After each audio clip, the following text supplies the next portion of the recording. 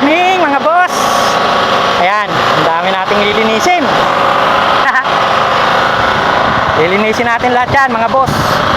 Dalawang set yan ng bulldozer na 48R yan. Pinagpalitan nila. Tinanggal yun, tsaka to. Lilinisin natin para ma-check natin isa-isa. Okay, bago ko kasi chine-check o nire-repair, nililinis ko muna para lumabas talaga yung mga butas niya kung meron man. So yan, nakakuha na sila ng pamalit. Yung mga ginawa kong spare dati, kumuha na sila. Yun naman ang ikinakabit nila ngayon doon. Ito naman, re-repairin ko para maging spare, kumbaga palitan ba. Okay, so pasilip ko sa inyo mga boss.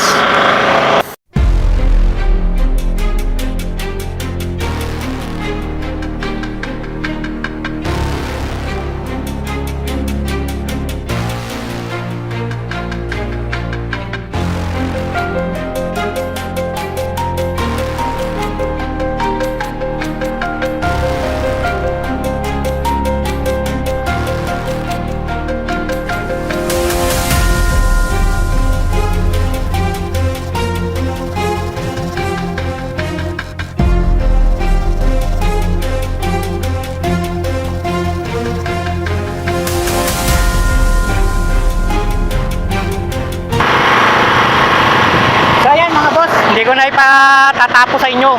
Marami yan eh. Mga isang oras ko gagawin yan. I-update ko na lang kayo kapag natapos na yan. Okay? So yan lang muna pakita ko sa inyo.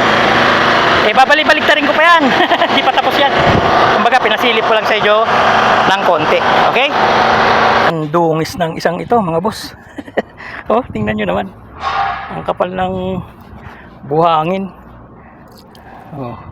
Kaya binuhusan ko ng gasolina na may krudo para hugasan ko na rin. Yan, 2 tangke butas to eh. Linisin na natin para magawa na rin. Yan. Ito, dito yata ang butas niyan. Dito yata ang butas. Ito naman, hindi ko alam. Mukhang maraming butas to, naligo ng dumi. So, tingnan natin kung saan. Lilinisin muna natin mga boss. Tapos ito naman, yan, nabaligtad ko na. Wawasin ko pa yan lahat. Tapos na. Okay? Siningit ko lang yung tangke habang kasi laging busy tong tong high pressure wash na yan. Ngayon medyo hindi siya busy kaya sinasamantala ko na linisin na lahat yung lilinisin ko. Okay? Update ko kayo mga boss. Tingnan nyo naman ang dumi ng isang to. Tablan pa kaya to. Pero binuhusan ko na siya ng ng gasolina na may krudo. So start ko na itong ito kasing portable na pressure wash na to. Para dito to sa mga bulldozer na lilinisin nila muna bago gawin. Para makita yung mga tornilyo lumitaw. Yan. Kaya medyo mahina lang ang nito. Ayan, diesel. Kaya pag nag-init, hindi pwede siya yung pang matagalan na andar. Kaya pinatay ko muna kanina habang binabaligtad ko yung bubuksan na natin. Habang binabaligtad ko yung yung mga radiator.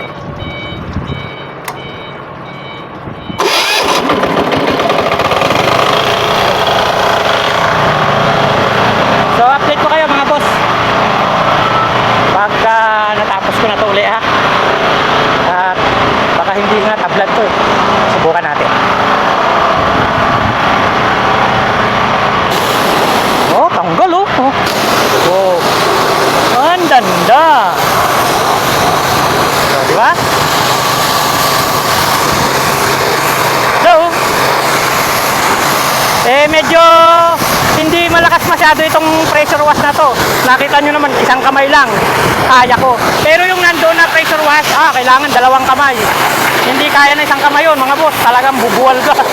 Ito kaya. Kumbaga katamtaman lang to. Oh, ganda. Bago pa pala tong tangke na to.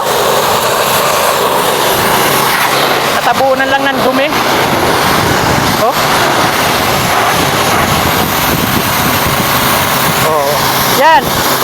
Ito, ang butas niya, yan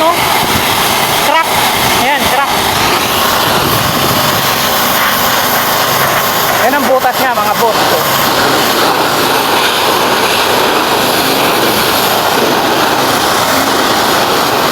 linis ano? Kanina ang tigas niyan, kinukut-kut ko ang tigas. Eh nilagyan ko ng, kaya naisipan kong ano, lagyan ng gasolina na may krudo. O lumambot. Lumambot yung dumi niya oh. Yan. Ito yung butas niya, ayan oh, laki oh, crack oh. Pag ganun oh. Okay lang yan. Bago pa. Bago pa tong tangke na to.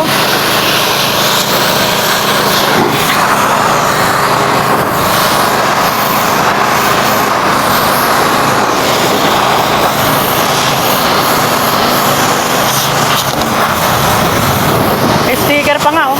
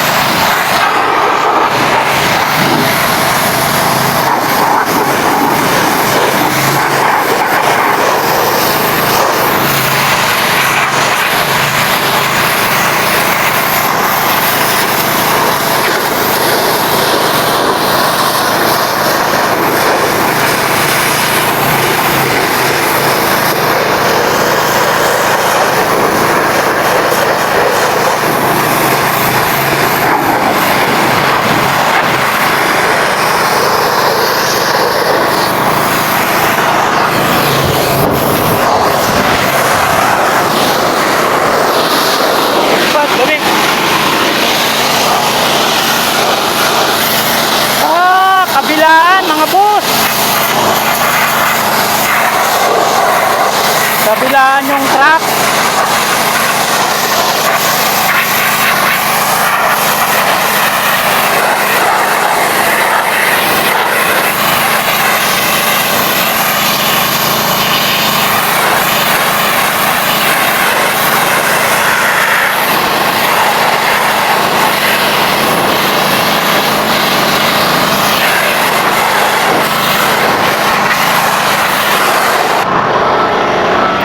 Pangit naman yung ganitong tangke, laging nagka-crack.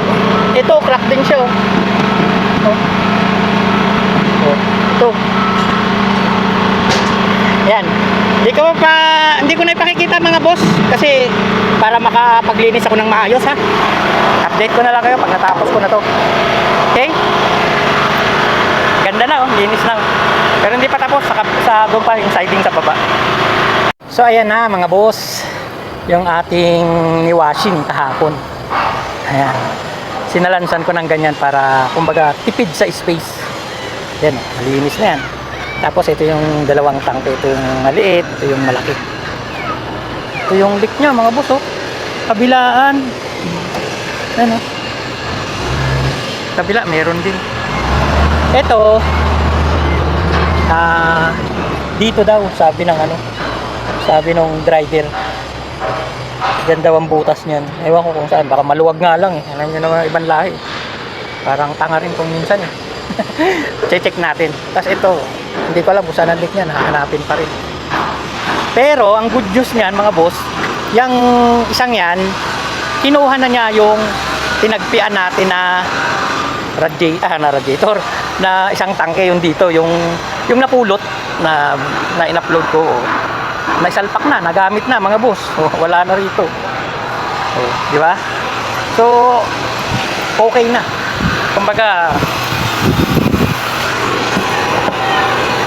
Kumbaga napakinabangan na. Di ba? Nagamit na yung napulot natin.